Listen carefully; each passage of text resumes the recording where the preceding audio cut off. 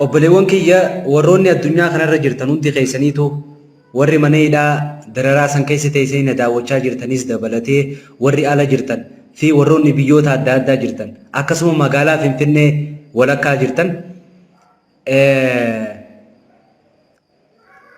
akkaan ofii kiyyatti yaada kiyyatti ofitti deebi'ee anis akka nama tokkootti obboleewwan kiyyaaf akka namatti akka nama biyya keessa jiru tokkootti maaliin godhuu qaba jee taa'ee of ilaalee murtoo wayii tokkorra gahee akka nama murtoo tokkorra gahee tokkootti wanna kana yaada kana kaleessa irraa kaasee haga ammaatti ijoollee Finfinnee keessa jirtu hunda isaaniitiinuu akka nama tokkootti mari'achaa ni jira. Haga tokko tokko amansiifachaallee jira. Tole warri naajeelleen baay'eedha. Kanarraa ka'uudhaan yaada kana erga mana keessatti yookaan hiriyoota kiyyaan mari'adheen booda isinitti gadi baafadhe jechaadha. Innis maali? Iddoo barbaachisaa ta'e maratti imbaasii Suudiirraa jalqabee waajjiroota biyya Itoophiyaa keessa jechuun magaalaa Finfinnee keessa jiran hunda isaanii dura deemnee obboleewwan keenya kanaaf yaada Facebook irra jiru yookaan social media irra jiru Tiwutaraa fi yoo bahullee dadhaban gaafa obboleewwan kiyya bahan qarqaaruu danda'an. Akkuma Oromoon jettee nama tokko itti aaru waan haa godhu dideettee itti aaruu qofa osoo hin taane namni tokko gaafa horuu ta'e qotattu gaafa horii qotiyyoon qotattu yoo guuza si ooluu dide tarii gaafa haama guuza si ooluu danda'a. Yoo gaafa haama guuza si ooluu dide gaafa tuma guuza si ooluu danda'a. Yoo gartee gaafa kana guuza si ooluu baate immoo gaafa macarrashaallee guuza si ooluu danda'a jechuudha. Kanaaf yeroo takkaan nama hin balaaleffachuun gaarii miti jechuu barbaadeeti. Kun akka jirutti ta'e amma namoonni baay'een wannan poosti godhaa jiru kanarratti guyyaa Jummata Finfinnee keessatti hiriira ba'anaa wanna jaamurratti namni baay'een keessaan dhufe maaliif Saudi Arabiyaa embaasii Saudi Arabiyaa duratti hiriira baatanii hin bayinaadhaa jechaa jiran. Mee as keessatti yaada keessan nuu kannaa rakkoo yoonii fi embaasii Saudi Arabiyaa duratti baanee dhufu maali yoo gartee embaasii Saudi Arabiyaa duratti hiriira hin baane ammoo furmaanee dhufu maali? Asirratti mee deebii naaf kannaa. Deebii asirratti quubsaa barbaada. Maaliif anis hamileen qabu kana fakkeenyaaf gaafa waa takka namaaf gootu ana obboleewwan kiyya kanaafin waa godhuu barbaada. Gumaacha tokkoon gumaachuufii barbaada. Miti rabbiif jecha haa ta'u yookaan ammoo ofirraa ka'ee haa ta'u. Namni na waa gumaachuufii barbaadu kun ammoo lakki hin barbaadu yoo kaju'u taate maaliif akka ta'e hubachuu barbaada jechuudha. Kanan gaafii isinirraa fedha. Mee yoo dhiifi nuti guyyaa Jummataa sana maaliif amma yaada namoota baay'ee nu badda wanni jechuu barbaadan lakki Itoophiyaa duratti qofa nu bahan maa hoyi Joor Mahaammadiisin warri ijoollee Saudi Arabiyaa jiru jechuun Joor Mahaammadiitu Itoophiyaa keessatti hidhame miti siyaasaadhaaf. Isin barkan hidhamtan biyya ormaatti mi imbaasiin isin hidhee isinirra taa'aa jiru san biyya kana keessa jiraami. Kanaaf iddoo hundatti bahamuu qabaadhaan yaadni fi Itoophiyaa qofa duratti osoo hin taane wayima immoo embaasii Saudi Arabiyaa Itoophiyaa jiru qofa duratti osoo hin taane iddoo barbaachisaa hundatti bahamuu qabaadha. Amma wanni irratti yaada kennachaa jiru. Kanaaf mee isinillee mee yaada nuuf kennaa mee yaada nuuf gumaacha. Liiv irra jiran qofa nama argaa. Osoo dhiifama nu gootanii hanga liiv irratti gisee liivii nu agartan. Dhimmi kun dhimma barbaachisoo irratti haasa'aa jirra waan ta'eef osoo xiqqoo nu obsitan jennee isin gaafanna dhiifama wajjin. Isinii galee? Mee yaada nuuf gumaacha obboleewwan kiyya. Jechuun fakkeenyaaf yoo Saudi Arabiyaa embaasii Saudi Arabiyaa duratti baanee rakkoon dhufu maali? Furmaanni hafu maali? Yoo ammoo gartee embaasii Saudi Arabiyaa duratti bahuu dhiisne furmaanni dhufu maali? Mee yaada nuuf kennaa koomentii jalatti. Jechuun koomentii jechuunis yaaduma. Yaada nuuf kennaa mee.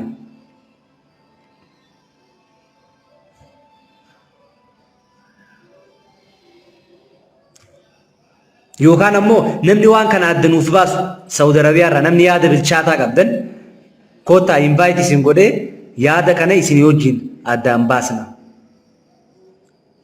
Isinii galee gaafii kanaaf warri deebii ni qabneettanii yaaddan rakkoon dhufu kana yookaan furmaanni argamu kana yookaan furmaanni yoo gartee isin bahuu dhiiftan argamu kana wanni jettan. Maaliif ammaan wannan reefu maxxansee irratti Laki Kadir imbaasii Saudi Arabiyaa duratti hiriira hin bayinaadha.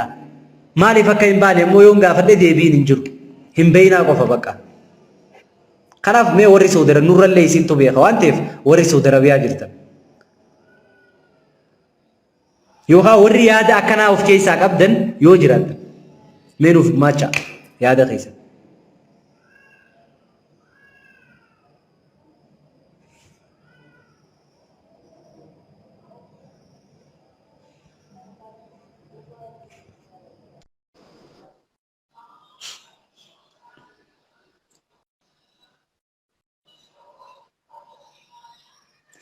Namni tokko yoo dhiifame walumaan dhiifamu malee fakkeenyaaf rakkoo jiru imbaasii Saudi Arabiyaa dhoositee assalaamu alaykum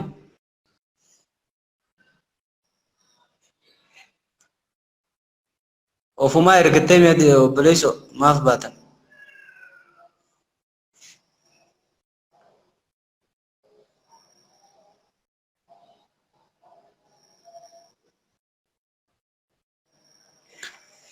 akka yaada kiyyatteen yoo dhiifame ofumaa dhiifamu walumaa galatti baaneeti yookaan ammoo iddoo barbaachisaa ta'e maratti hiriirri kun akkuma barbaachisummaa isaatiin bahamudha malee yookaan waajjira Itoophiyaa duratti bahamee dhaabamuu qofa osoo hin taane yookaan ammoo imbaasii Saudi Arabiyaa jiru duratti dhiifame koo hin barbaachisu kun akka yaada kiyyatti. Sinigale kuni yaada barbaachisummaa qabu miti warri yaada akkanaa qabdan yoo gartee deebii yaada kanaaf qabdan yoo ta'e lakki waan akkanaatiif rakkoodha ka'eetu yoo taate fiti laal barbaachisummaan akka imbaasii Saudi Arabiyaa duratti namni hiriira akka hin baane barbaannuuf waan akkanaati yaada jiru yoo qabaatte aan wasaalan rakkoon qabu fudhannee hojiitti jijjiiruu dandeenya. Yoo ammoo rakkoon qabaanne yookaan ammoo furmaata waan sanii yookaan yaada deebii yaada keetii sanii yoo qabaanne kun koo rakkisaadha kana. Yoo achi duratti bahamuu dhiifamee qabaan isinirraa dhaabbatti noo kun ummatti jabeessaa jirtiif.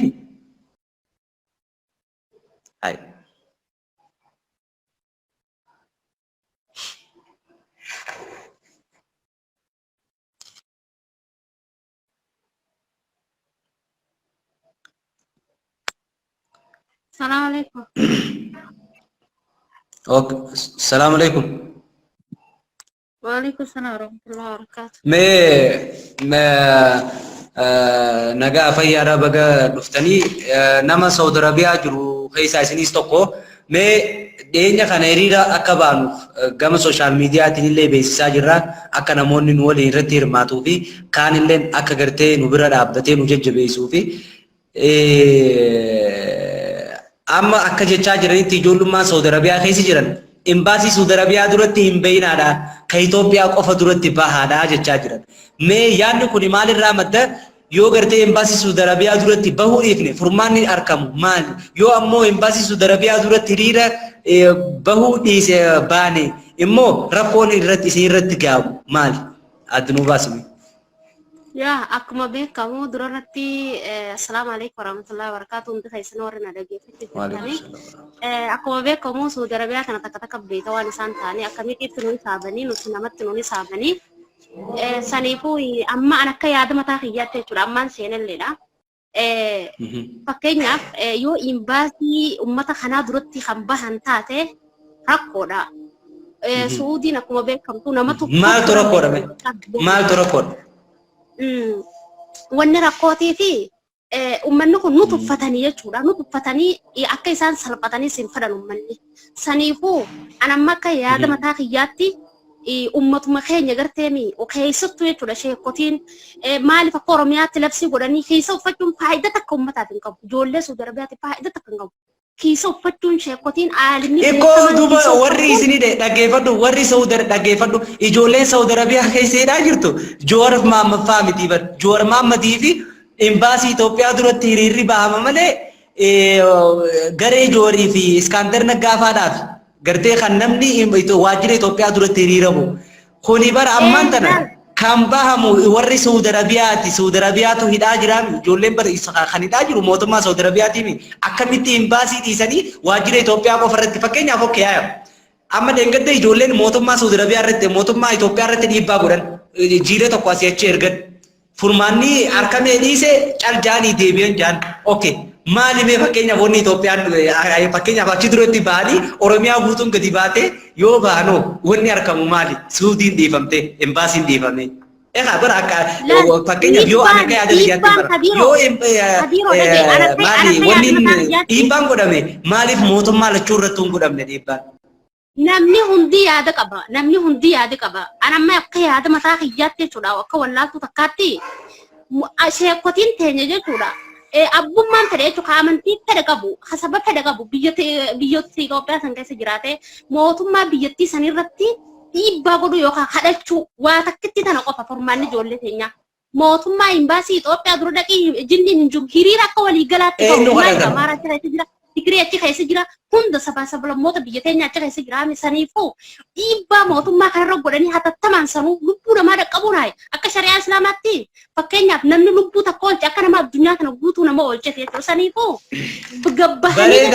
bareedaa ni oolchan bar ulamaa himee fakkeenyaaf asii jiilee erganii mee ulama bar laal waan godhuu waan beekuu qabdu mootummaa kana qofa irratti osoo hin taane gara lachuutuunu rakkoon gara lachuutiin rakkoon siyaasaa ka jirtu rakkoon dippiloomaa ka jirtu gara lachuutiin ka jirtu kanaaf gara lachuu irratti dhiibbaa godhuun barbaachisaa obboleettiitii aan kan hin jechaa jiru malee amma fakkeenyaaf okkee haya mee rakkoo dhufu naa hime haya akka gaafisi gaafadhee mee rakkoon isinirra ga'u yoo fakkeenyaaf embaasii Saudi Arabiyaa duratti ba'u maali meeshi amma ulaa gadi faddeeti waa'ee maqaa isaanii dha'uu maleef maqaa dhooytanaan jaan dhiyootan naasiram zaana teessa dhageeffatu garraan laal ijoolleen xiqqishoonuu ammaan kana waa hunda beekte jechuudha ni agartee TikTok keessatti biyya faranjii ta'anii afaan ingiliffaatiin sagalee ijoollee biyya arabaati ta'u jechuun ibidda azaabaa keessatti dararuun naqu jechuudha akkasuma embaasii ta'anii ulaa dura dhaquun ibidda azaabaatti dararuun naqu jechuudha nuti kan barbaadnu rakkoo karraa qabnu mootummatti biyyarraa qabna rakkoo takka meeqa angaafan Saudi Arabiyaa keessa gaafa qaraaraa jiru asiin jira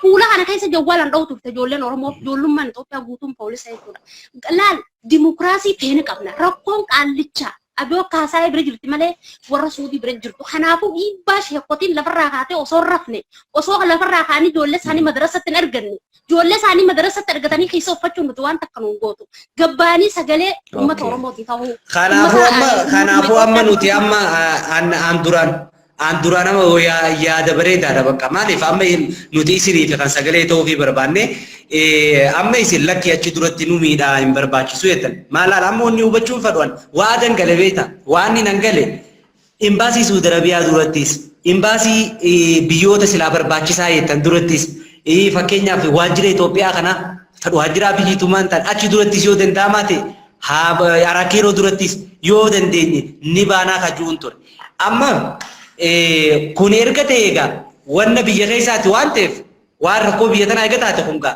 warra siyaasaa fakkeenyaaf warra gahan warroota nurra humna qaban ilaallata jechuu barbaadeeti ammoo kun eega rakkoon bara dhagaye allaayifii naan mijjaa duraan illee laayifii kam bahu ture namuuna beeka allaayifii kam bahu ture garuu dhiyoota naan mijjatu mee dhaamsa tokko na jala dhaammadhee ba'a amma fakkeenyaaf nuti wanni furmaata nuu ta'u gaafa Jowaar Mohammad agaamiin irra gaggeeffamte Oromiyaan guutuun hin baane bar Jowaar Mohammad lubbuu takkaa bar ni jaalanna garuu ijoollee akkana shuumoo ta'u jirtu ilmoo namuu dhalee beeka kan dhaliin illee lubbuu isaanii fedha maaliif akkasitti hiriira hin baaneef xiqqaa guddaa namni anamma mucaan edda du'e kaniin poosti godhe sun fira kiyya ijoolleen biraa hundi ta'umu jirtu dhiiga kiyya jechuudha kan dhiiga kiyya hin ta'in illee namummaaf anaa wajjin walitti qixxaawa jechuudha ay gabbahanii akka Jowaar Mohammad sanitti hiriira guutuu Oromiyaatti maaliif hin baaneef ijoollee tan nama miliyoona meeqa amma fakkeenyaaf ka kameeraa qabu magaalaa gurguddoo tana qofa keessa ni beekta Saudi Arabiyaa magaalaa meeqa ta kameeraa hin qabne jira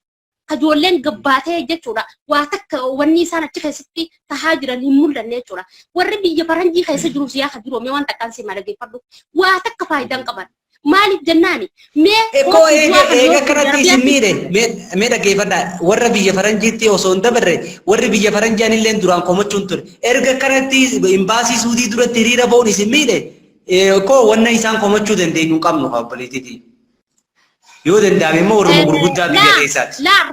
Rakkoon isaanii gara oromiyaatti risaalaa barreessanii dhiibbaa karaa saniin godhu qaban malee seekotiin biyya alaa kana keessa jirtus karaa saniin dhiibbaa godhu qaban malee furmaanni mootummaa suudii gulaa dura dhaqanii akkana afaan ingiliffaatiin jechuun baay'ee tokko nu miidha. Akkasuma ka biyya teenya bira imbaasii waan biraan jaanii bar waan biraan jaanii bar ay hin arrabsanii bar alaala wo hiriira gizee jaamu namni keenya akkitti beeku dhagaa darbachuu fi amma fakkeenyaaf ijoollee Finfinnee keessa baay'ee yoo jiraatte ni jiran ijoollee Oromoo hedduu jira boole Mikaayil kan ammoo ijoollee Oromooti amma kaleessa irraa kaasee maallaqatti naqadheetiin dawwalaa fi jira ijoollee Oromoo hunda akka waliin baanuuf maal naan jaan biyya tana keessatti yoo ati hiriiraan bahaa jettee waliin gabbaate namoota si fakkaatanii dhagaa darbatanii adeemsa keessan gufachiisan baay'eetu jira nuti kanaafuu wanta keessa galuun barbaannu rakkoo keessa hin baanu warroota naan jaaniitu hedduudha jechuudha namni keenya akka itti hubatu hiriira dhagaa darbachuuf nama arrabsuudhaan no hiriira jechuun dhagaa darbachuu yookaan nama arrabsuu miti hiriira jechuun yaada kee namoota san biraan gaachuudha. Kana jechuun akkami waraqaa barreeffan. Gaafa waraqaa barreeffanne baruu wooma namni tokko godhu heddummaanne itti dhayne. Hidhaynaami waraqaa san namni embaasii keessaa san dhufee nurraa fuudha rakkoon keessan maalii nuun jaa laal. Rakkoon keenya wanni qabnu biyya teessan keessatti lammiin teenya akkana dararamaa jirti furmaanni waan kanaa maali. Lakki nu biraa miti kuno nuti ammaan tana wanti kun yoo fedhii keessan qabaatanii jee namni san nama hiriira beesaniif gabbeelaan amma fakkeenyaaf akkuma gaafa warri Tigraay gaafa Turkiin Abiyyi Maarree deeggaree supporting godhettee wanni etu duratti hiriira ba'an embaasiin Turkii gabbeeti yaada waraqaa isa irraa fuudhee deebiseef jechuudha. Akkasumatti ijoollee Oromoo illee gaafa jooriidhaa jiru embaasiilee Itoophiyaa adda addaa duratti hiriira ba'aa turan. Kana jechuun maal deebii argachuudha. Yoo ati nama tokko dhayite deebiin argattu Suudi Arabiyaa irraa amma Suudi Arabiyaa duroo dhayite hin arrabsitu dhagaatti hin darbattu laal dhayiteeti gaafatta gaafii obboleewwan keenyaa biyya teessa hidhaa jira akkana akkana lakki barnu biraa miti biyya keessa yoo qophii ta'e kana yoo jee namoota hedduu san irratti jechuudha haala wasaala deemtee gara mootummaa kanatti as deebitaa jechuudha hawaasa keessatti illee miti yaa kanu kana jechuudha malee akka isin yaadda dhagaye waan takkaan seera qaba amma fakkeenyaaf ati mana madda dawwaltee jechuudha hiriira baanaa jechuurra an akka yaada mataa kiyyaatti warra paarlamaa keessa jiru warra akka Ahmadiin Jabal warra akka Kamal Shamsuu waraqaan kanarraa maaliif Oromiyaa guutuu facaaftee lubbuu nama dila kanaa maaliif hin baraan akka amma sabaa qabsooyte amma haaya gama keetiin akka sabaa qabsooyte yaa jennu ummanni kuni dheengadda keessa uffatanii nuuf gabbahan keessni isaan uffatan faayidaa tokko nuuf hin finne jechuudha nuti kan barbaannu ummanni keenya mana hidhaa keessa ka jiru nuu galu kana barbaannaa mire maaliif waraqaan achirraan dhufne gaafa ummanni keenya ka biyyaa rakkatee jechuudha mootummaa kana irraa buusuu deemu waraqaan eessarraa baate bara ummata silaa waa xiqqisho bebbeeku warra biiroo irra jiru warra paarlamaa keessa jiru waraqaa barreessee gaafa qaallichi eenyugaa lammaa magarsaan gorra jiru akkamitti hiriirri guddaan Oromiyaa irra gaggeeffame bar ijoollee kana akkasitti hiriirri gaggeeffamu qaba silaayee akkamma isin jechuudha xiqqisho waliin dawwaltanii kanaa miti ba hiriirri guddaan maaliif ilmoon xiqqoon dheengaddaa ilmoon xiqqoo saniif addunyaa waliin garagalda nuti namaa miti akkasii jechuudha kanaan akkas taanaan gaa warra jiru warra guddaa irratti dhiibbaa godha lama ustaadurri dubbadha ustaadurri lakki ustaazu qofaami dhaggeeffadha wanni laal dhaggeeffadha wanni godhuu qabnu ustaazu qofaa miti ka dhiibbaan irra godhamuu qabu warra qeesiitiis qeessonni amma lubaa jira abbaa gadaa jira waaqeffataa Suudariidhaa mana hidhaa Suudi Arabiyaa keessa hin jiru ni jira kiristaanni mana hidhaa Suudi Arabiyaa keessa hin jiru ni jira peenteen hin jirtu ni jirtu pirotestaantiin ni jirti. Kanaaf wanni kun akka waan lamni saba tokko qofa godhuun barbaachisaa miti. Rakkoo kana akka waan nama amantaa tokko qofa hordofuu godhuun barbaachisaa miti. Tigreen irra guddaan amantaa musliimaati. Musliimaa miti. Tigreen ni takkatti warri musliimaadha. Suudi Arabiyaa keessa akka dawaatti hin agartu. Uummata Amaaraa Kawallootii fi gara Goojjaam kana Suudi Arabiyaa keessa jiru ni takkata warri musliimaa hundi isaanii kiristaanii jechuun achi keessatti illee masqala hidhatanii deeman ragaaf qabnaa jechuudha. Laal jechi xiyya kan jechuun nama musliimaa qofaa miti nama kiristaanaa qofaa miti kan miidhamaa jiru nama Oromoo qofaa miti nama Amaaraa qofaa miti Siltee illee ni jirti achi keessa Guraagee illee ni jirti kanaaf rakkoon amma kun rakkoo wal xaxaa godhuuf deemna yoo nama tokko irra dhiibbaa goone laal anka wanni jechuu barbaade akka koree fala barbaaddu too amma akka dheengaddaa sanfaan bareeda laal qeesii ergan sheekii ergan abbaa gadaa ergan ambaasaadara ergan laal akkasinitti amma bareeda rakkoon amma koreen deemtisa waan irra geesse ibsuu dhabuudha laal isinii galee obboleewwan kiyya rakkoon obboleewwan kiyya ka deeme san maali sheekotiinii fi qeessonni asirraa deeman san amma shideefaan itti gaafatamaan maallaqa Itoophiyaa pirezidaantii maallaqa Itoophiyaa wanna asirraa deemaniif waan irra ga'an ibsuu dhabuudha. Okay, kun amma rakkoo wal xaxaa taa'ame montaan. Kanaaf ani wanni isin jechuu barbaade erga gartee imbaasii Saudi Arabiyaa durattis imbaasota gartee biyyoota Arabaa durattis hiriira bahuun ka isin miidhu ta'e obboleewwan kiyya. Nu ka sagalee ta'uufi barbaannu isin waan ta'eef laal nu ka sagalee ta'uufi barbaannu isin waan ta'eef nama biraatiif miti erga kun ka isin miidhu ta'e anis sagantaan qabu kana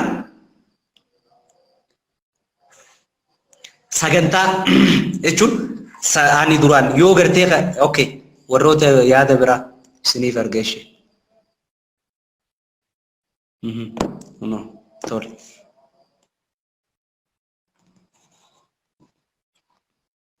okay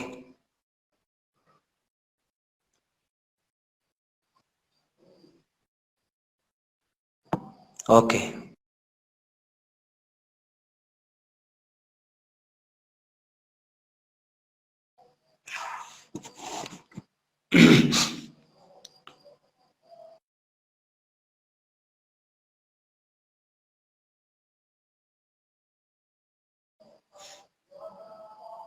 Okay, assalamualaikum. Assalamualaikum. Waalaikumsalam. Mee obboleettii ya suutii jiraata? Ayyan. Tole. Mee fakkeenyaaf embaasii Saudi Arabiyaa duratti yoo kan hiriira baanu tahe wanni isin miidhu maaltu jira? Yoo gartee embaasii san duratti bahuu dhiifnee furmaanni argamu yookaan furmaanni dhiisu maali jettee yaadda? Ana bolesa ke akka kootitti jechuudha akka an jedhutti imbaasii Saudi Arabiyaa biratti illee hiriiruma nuu ba'uudha. Dhageesse furmaan illee dhufuu ni danda'a. Maali yoo jette yookiin ummanni kun asi miidhamaa ruufimuu danda'an. Garsee nagaan mana hidhaa kana keessa dhumataan jiru. Kiisii irraa guuran, kiisii isaa uffata irraa guuran. Waan takka nyaata illee kennaaf hin jiran ummanni kun guyyaa galgala utuu hin ta'e guyyaa namni dhumataa jira. Dhageesse rakkoo waan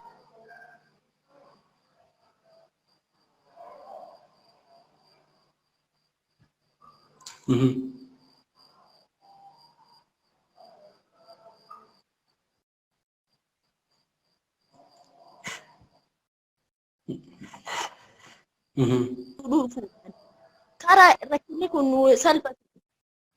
Maa waa arrabsaa jirtanii waa dhayaa jirtanii hiriira baatanii uummata achi keessa dhumataa jiru san irraa hiriira san deebiyyuu isinii deebisuu danda'a waan isin hiriira yoo itti baatan. Dhageesse rakkinna jiru yaani biyya mootummaa keenya bira jira isaan bira jira isiniyyuu deebisuu danda'a. Furmaata tokko argachuu danda'a wanti kun. Karaa kaaniin ammoo rakkina kana kan nurra fide mootummaa keenya. Dhageesse yoo baasii illee dhabe yoo waa uummata kana ittiin galchu illee dhabe nu hundinuu namni martinuu waa ijaaratee waa bitatee biyyarraa qabu waan san gurgurree uummata kana qarqaarree biyya galchina. Yoo baasii namicha kanaa hin jirre maafii hin galchine uummata keenya? Maan rakka uummanni keenya ganamaa galgala dhumataa? Shamarran teenya maafii dhumatti? Obboleeyyan keenya ka dhiiraa maaf dhumataa? Rabbii jedhi inni nu rabbiin hin beeku amantama ufii keetti amanuuf jedhee uummata keenya karaa mana gaatiin kadhadhaa. Nuu kadhadhaa abbootii amantaa nuu kadhadhaa uummata keenya lubbuu isaanii baraaraa jedhaan. Dhageesse karaa manuu mijjatuun yoo inni illee baasii hin qabne waraana irra ture dhugaadha baasiin hin jiru waraana irra ture mee uummanni kunniin haadha qaba abbootii qaba obboleeyyan qaba. Kas keessa dalagatee qaba yoo waan feetillee taate namni usun dalaganne qabame hin jiru takka yoo taate malee waan isaan qabanillee yoo gurguranii lubbuu isaanii baraaran lubbuu isaanii akka nuu baraaramtu waraqaa raabsanii ummata waan takka hin dhageenye haatiniif abboonni isaanii amma warroota baadiyyaati hin dhagahuu hin danda'an. Warroota sooshaal miidiyaa hordofne jira. Ummata kana dhageessisanii yoo horii ofiillee gurguranii waan tokko godhani yoo waan qabaniin illee finna ofii lubbuu isaa baraaratan ummanni kana godhuu danda'a. Mootummaan nu iyyaadha. Ummanni gurguddaa olamaayaan keenya. Lubbuu obboleeyyan keenyaa kan ganamaa galgala dhumataaru kana nu haa baraaranii siin jedha obboleessa kiyya. Imbaasii irratti illee hiriira ba'uun wanti nama irrakkisu hin jiru. Kuroo qaba akka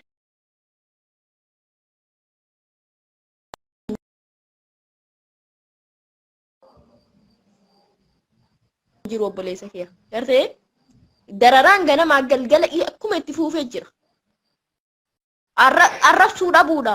Wanti biraa ammoo afaan danda'anii ummanni Oromoo gadi bahee akka addunyaa kana irra jiru. Okay, galatoomi sagaleen keelleen iccitaa baqa galatoomi yaada nama biraatti yoo namni illee waan galchuu mootummaa. Ayyee obboleessa kiyya galatoomi.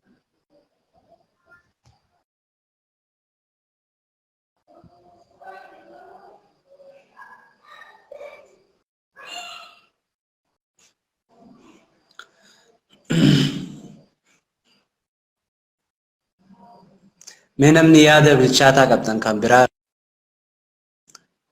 namni yaada bilchaataa qabdan yaada gartee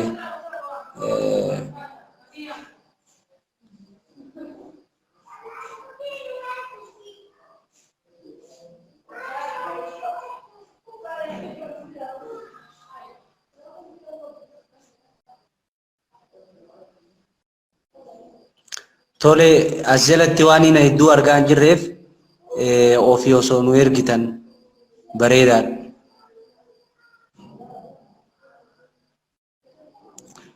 Ofii nu ergaa ofii osoo nu ergitanii bareedaadha natti ergaa ifii isin ni hin deebisa.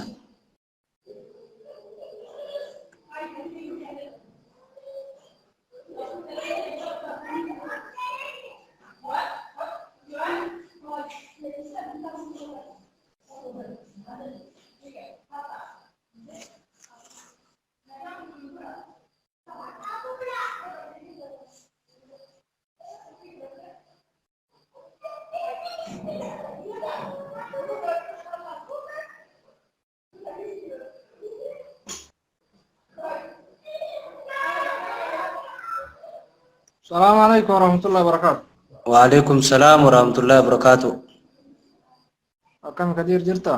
نجا مي وبليسو بقى رفت نجاني سعودي عربية جرتنا فكات ربي سنايبو مي فكينيا أكنا متوقت سعودي عربية مال إثيوبيا في فنتي هريرة إمباسي سعودي عربية دورت بهون وني يو إمباسي دورت بهامي dhiibbaa yookaan dhiibbaa isin rangeessu maali yoo gartee bahamuu dhiifamee wanni isinir rahaaf yookaan isiniif argamu maali jettee yaadda? Kuni wanni jedhaa jirru Kadiir akkuma dura jedhamee imbaasii lammiilee kanaaf dirmachuun tokkoffaa imbaasii Suudi Arabiyaa Finfinnee keessa jiru irratti dhiibbaa yoo godhame lammiileen keenya kuni furmaata argata jennee yaanna. Warra ala jirus akkasumatti ta'ee furmaanni xalayaa yeroo takkaatiin imbaasiin kun dhiibbaan guddaa yoo irra godhame hiriirri yoo afatti bayame akkuma yeroo hedduu hiriirri imbaasiidhaan biyyoota adda addaa irratti godhamaa turu ka jedhamullee kanuma kaayyommaanuu seera qabeessummaan wanni fedhee yoo dhufe lammii keenya kana lubbuu baraaruuf warri ala jiruuf sodaannee lubbuun jarri haa duutu jechuu irra dirqama imbaasii Suudi Arabiyaa ka Finfinnee jiru irratti hiriirri bayame furmaata lammiileen keenya argachuu qaban kuni waan gaariidha. Kuni waan sirritti qeerroo wal ijaartanii cimsitanii itti deemuu qabda yaada gaariidha jedhan kun. Imbaasii Saudi Arabiyaa duratti bahuun gaariidha lakkii rakkoo fiduu hin qabu jettaati.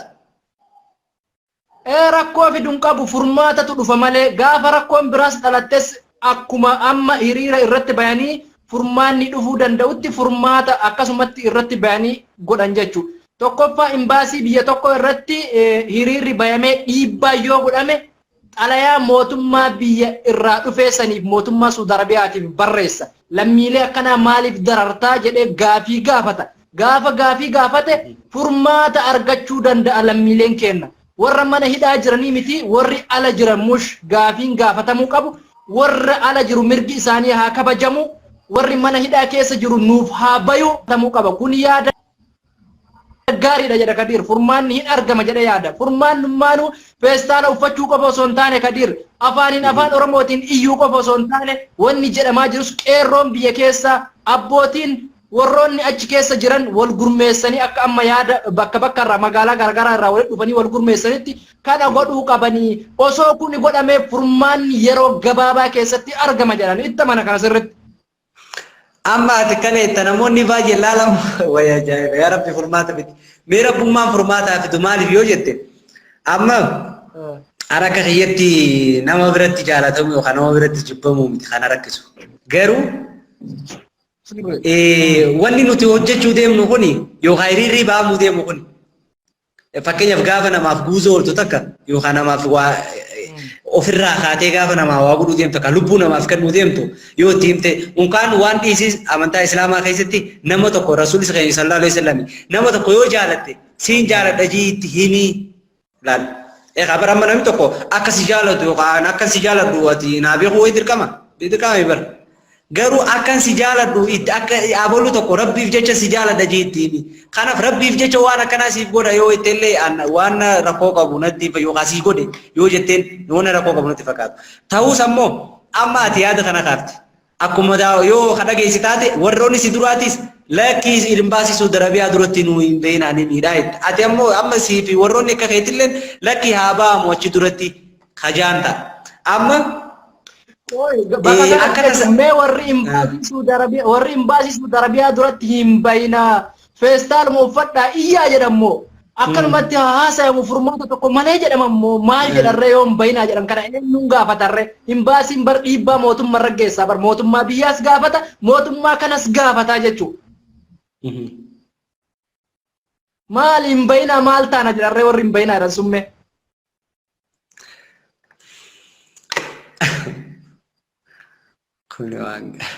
Wallahi hedduu takka bakka jechuun nama dhiballee beekta. Innaa anamma yoo dura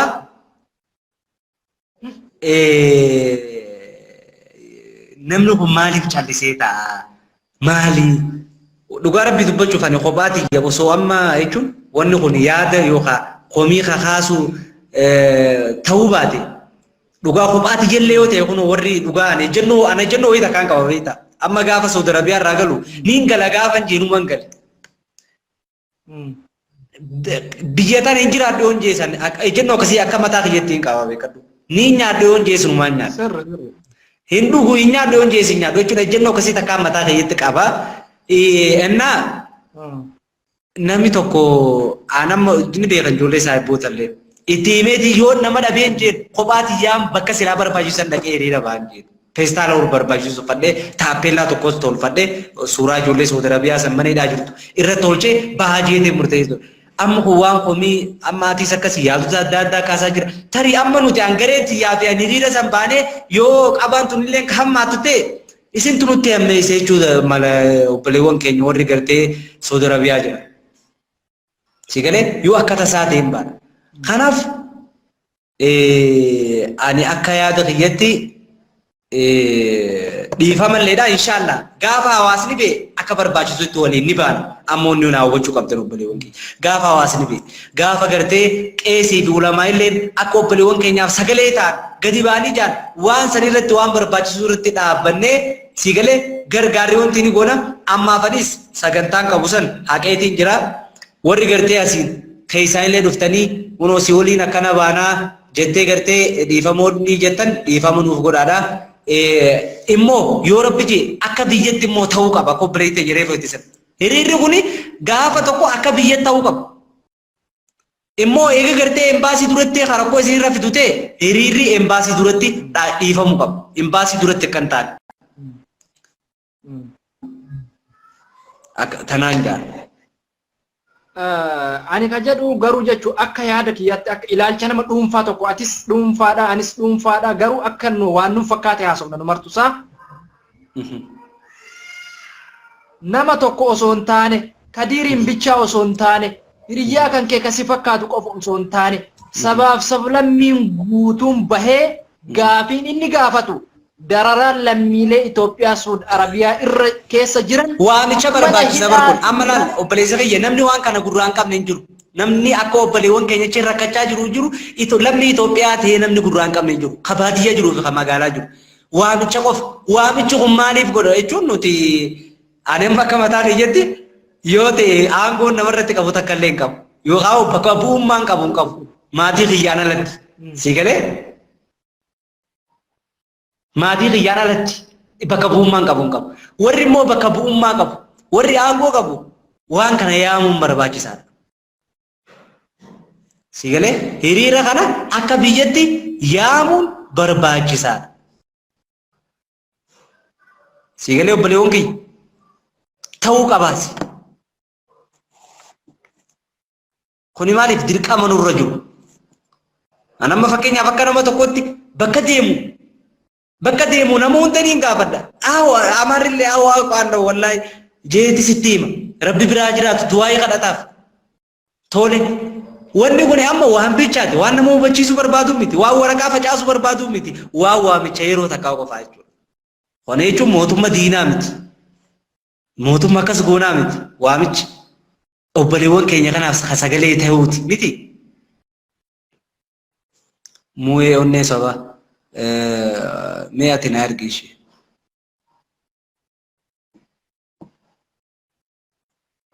Yoo isin na ergitan malee asirratti naaf hin ba'u kilaas jafarraa deebisa.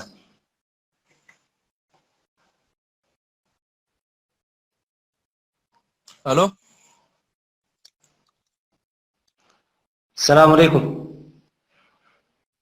Waalaikumsalam warahmatullah. Tole Saudi Arabia irraa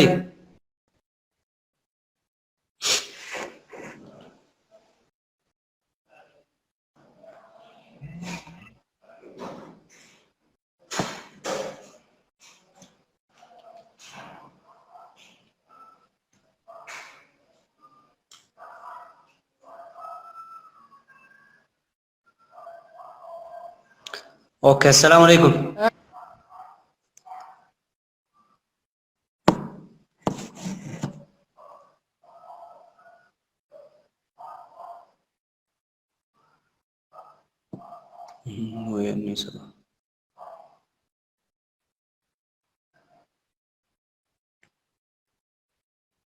Tole siif deebisee jira mu'e. Assalamualaikum. Waalaikumsalam warahmatullah. Jirtaa Kadiira kam? Nagaa wallahi mee yaada haa jiru kanarratti dhaggeeffachaa jirtan fakkaataa yaadni ati qabdu mee yaada akkamii maal jettaa mee nuuf ibsa. Okay, obboleessi yaada bareeda irraa dubbataa jirta. Garuu Kadiir akkanaa miti akka sirraa eenne hanganas miti hanga sirraa eenne waa guddaa wayii sirraa eegu turre. Akka nama jireenya Suud Arabiyaa kana beekutti, akka nama rakkina isii kana beekutti, akka nama maatii rakkina isii keessaa maatii as keessaa qabuutti akka nu sirraa eegne akkanaa miti beektaa. Wanti kun biyya diignaa miti. Wanti kun immoo mootummaa kaafnaa miti. Wanti kun immoo mootummaatti hiriira ba'uu osoo hin taane gaafii karaa nagahaati.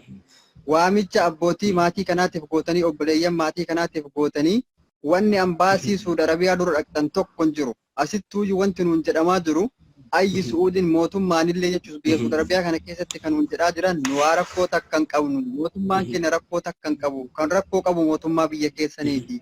Mootummaa biyya keessaniitu isin fudhatuu didee jedhan. Sii galaame. Kanaaf wantumti ambaasii Suud Arabiyaa ka Itoophiyaa jiru duratti isin baasu maaltu jira? Maaltu achitti isin fide? Ambaasii achi dura maaltu isin fide? Gaafii karaa nagaa isin qeerroo wal ijaartanii ka jeequmsa qabne, ka dhagaa darbannaan qabne, taappeellaa ijoollee suuraa ijoollee kanaa maxxanfattanii mootummaa kanatti gaafii dhaqxanii yoo nu gaafattan, maatii ilmaan as keessa jiranii kana qabattanii yoo dhaqxanii nu gaafattan maal qabaa? Ambaasii Suud Arabiyaa dura wanni isin dalagdan maalidhame? Yaada gaariidha. Saniifuu amma hin barbaachisuudha jechuun nuti amma laala nama akka gaafittiin kaase beektaa akka gaafitti. Kanaaf namoonni baay'een hin barbaachisuudha. Maaliif warri nama hidhe Saudi Arabiyaadhamii dhugaadha osoo namni gaafa Joowar Mahaammadiif namni rirribaamu Itoophiyaa keessatti ba'an nama siyaasaa hiitanii gallakkisaa jiranii ijoolleen akka jirtutti baati. Amma biyyi itti ijoolleen teenya tun hidhamte laal anas yoo ta'e biyyi ani itti hidhame biyya biraatiin embaasii san dhaqanii gaafatanii embaasii sanirraa deebii argachuun barbaachisaadha yaada juun duraan qaba ture. Wanni akka ichi dhaqu na godhu. Oolmaa ijoolleen Saudi Arabiyaa kun oolan, oolmaa ijoolleen Saudi Arabiyaa kun biyya saniif oolan hundumaayyuu beekta Kadir. Ijoolleen Saudi Arabiyaa qarqaarsa nama dhuunfaa tokkos haa ta'u, qarqaarsa gama ijoollee musliimaa ta'an masjida ijaaratu akkasuma amantaa lattillee haa ta'u ijoolleen Saudi Arabiyaa jiran oolmaa guddaa qaban uummata Itoophiyaa kanaaf. Oromoo qofaaf osoo hin taane lammii Itoophiyaa hundumaaf oolmaa guddaa qaban. Garuu galanni ijoollee kanaa kana ta'uu hin qabu. Maatiin ijoollee kanaa callisuu hin qaban. Kanaaf wanti kun waan mootummaa walitti sun buusu osoo hin taane, waan mootummallee mufachiisu, waan mootummallee aarsu osoo hin taane gaafii karaa nagahaa jechuudha. Gaafii karaa nagahaa baatanii mootummaa kana gaafatan. Dhugaa dubbachuu ijoolleen Saudi Arabiyaa.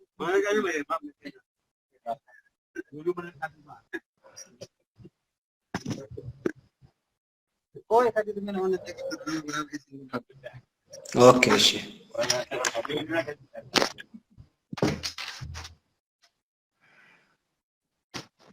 Akkasiidha Kadir kiyya beektaa kuni waan mootummaa dallansiisu waan mootummaa aarsu osoo hin taane gaafii karaa nagahaa kana mootummaa kanatti baatanii isin qeerroon biyya Kadir agartee jirti jechuudha.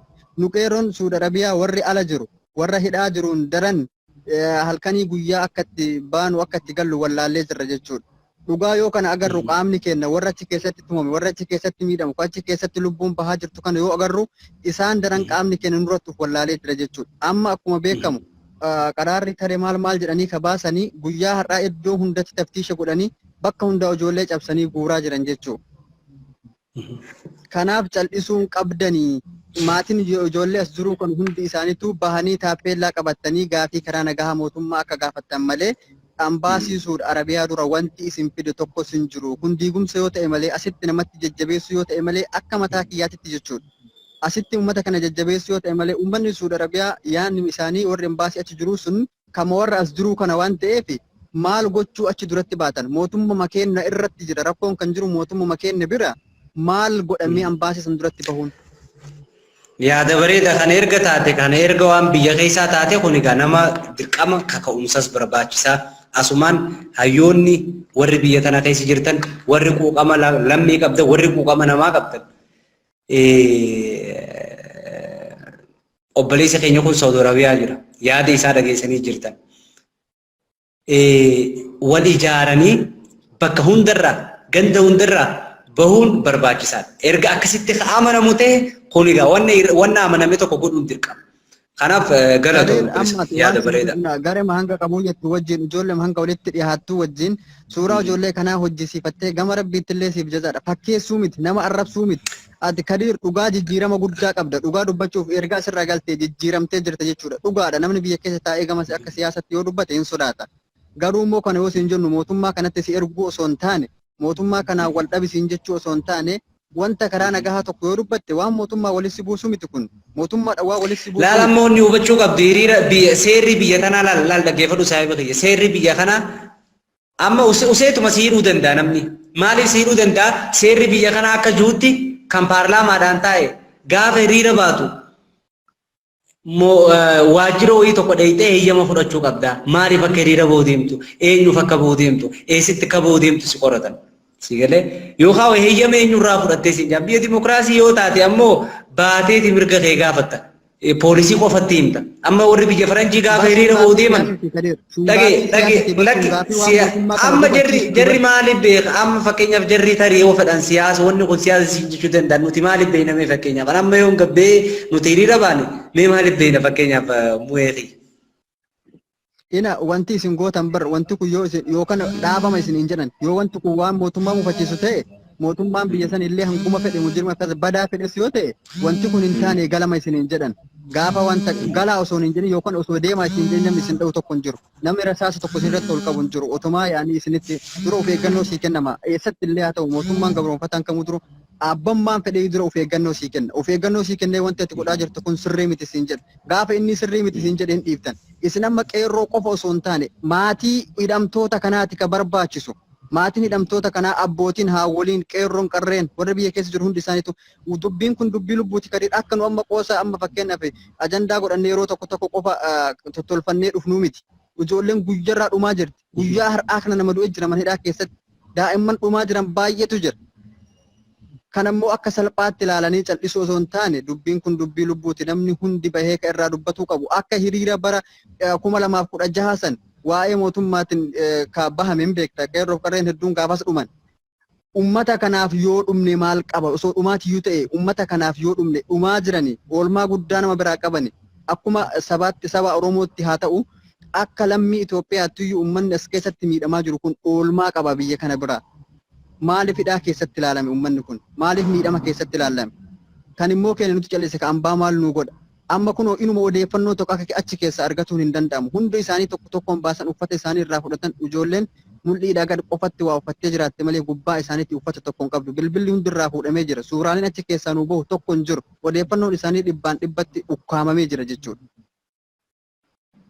Kanaaf cal'isuun qabdanii fakkeessuu qofaa miti irraa dubbattanii guyyaa takka dubbattanii dhiisuu qofaa miti hanga dandeettuun waamicha abbootii maatii kanaan gootan maatii kanaatiif illee gootanii hiriira karaa nagaa akka baatan ambaasii suurii dura ammoo wanni isin gootan tokkos hin jiru akka yaada kiyyaatitti kun yaada dhiifame kunaan gama keenya amma an gara tiyyaan wanni ta'u tokko jechuun an amma duraan kanas amma paabliikuma irratti beekta akkuma yaadaati amma yaada fudhan yaanni fudhanne lakki imbaasii Saudi Arabiyaa duratti dhiibbaan nurratti gaggeeffama waan ta'eef hin dhufinaadha tolee jennee fudhanne lakki kan Itoophiyaa waajjira Itoophiyaa hundi duratti ba'amuu qaba inni kun ammoo wanna nama waa xiqqoon godhamu osoo hin ta'e wanna akka sabaatti akka lammiitti akka Itoophiyaatti godhamuu qabu waan ta'eef isa kana erga ta'e jalaa hanga gubbatti hawaasni Itoophiyaa bahee ilmaan isaatiif sagalee ta'uun dirqama. Kunis yeroo kennisiisa. Ati fakkeenyaaf naannaa jiraattu qofaan yoo naannaa jiraattu qofaan iddoo jiraattu qofatti har'a kaatee guyyaa borii taappellaa maxxanfattee nama 15 hin taane sagalee yoo isin kennitan fakkeenyi isin godhattee ijoolleen Shaashamannee jirtu ijoolleen Asallaa iddoo garaagaraa Walloo Wallaggaa hatta Amaarri jechuudha.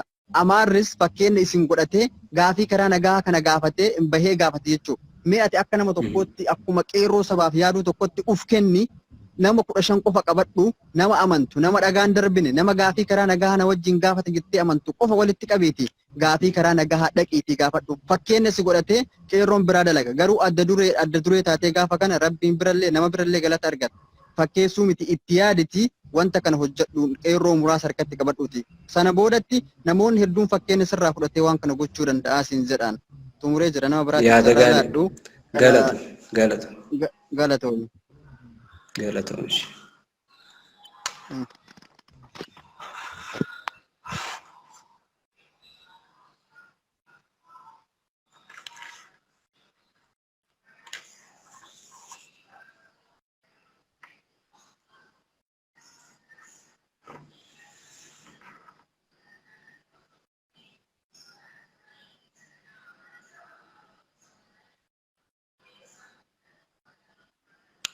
السلام عليكم.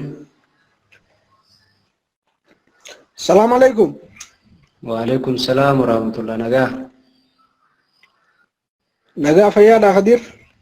فيا قالت ربي ايش الرايمه؟ بيومارا براي. سعودي مو. سعودي الراي. اوكي. مي يادو انا قاما اسود جرو خنا رتك عبدو ماي.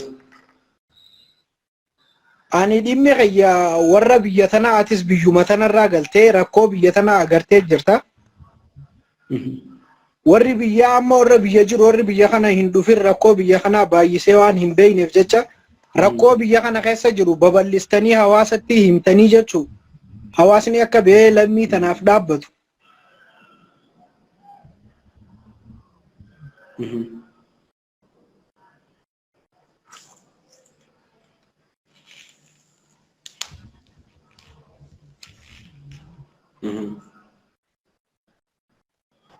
Shabaka si qabu jira fakkaata.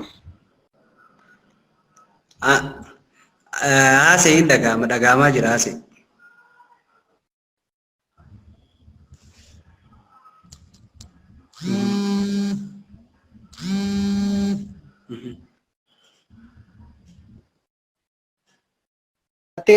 biyya kana maaliif dubbataa turte?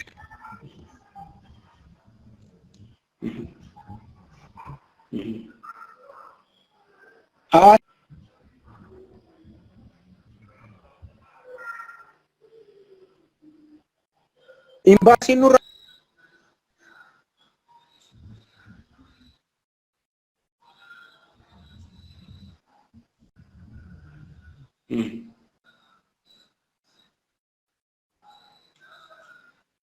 ilmi namaa akka warri biyya keessa jiru akka fe'ee lammii tanaaf hiriira ba'u. Kana barbaannonni guddaan. Gaarii. Hubannoo biyya tana keessa akka nuuf facaastan barbaanna waan guddaa. Tole gaariidha. Naaf shira yaadni fayyaan kanumaan qaba. Kan sanuu Galatooma. Okay, galatooma. Okay.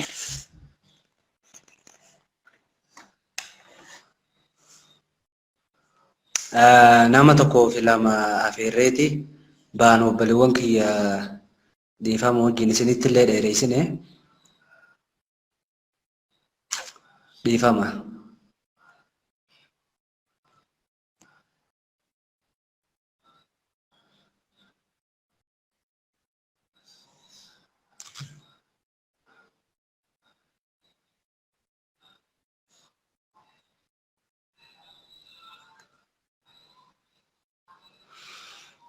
Tole ergadhaame.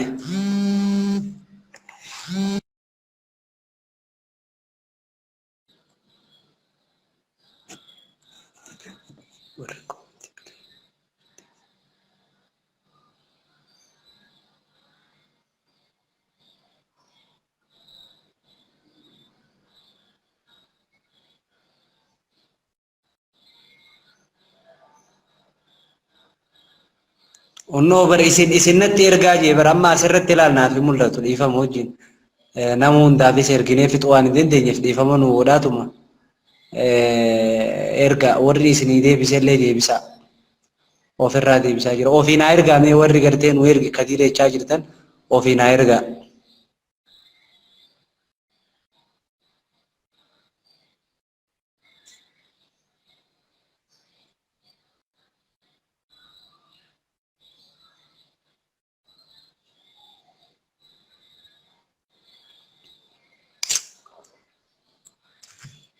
Kanas inshaallah